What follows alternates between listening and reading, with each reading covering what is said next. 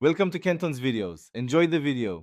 In this video, I will explain how to make bone broth at home. First, gather your ingredients.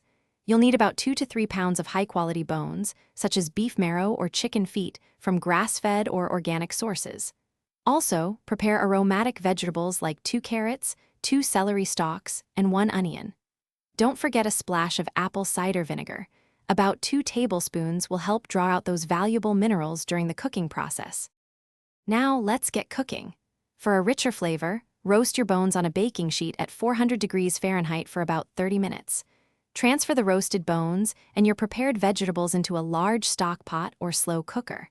Cover everything with cold water, leaving about 1 inch of space from the top.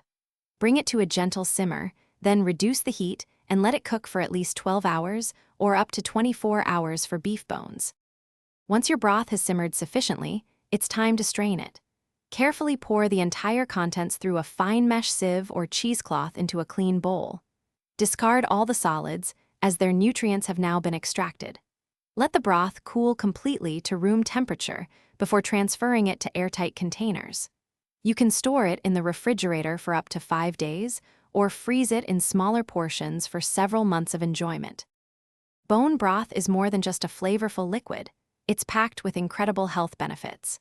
It's a fantastic source of collagen, amino acids, and essential minerals that support gut health, joint function, and even skin elasticity.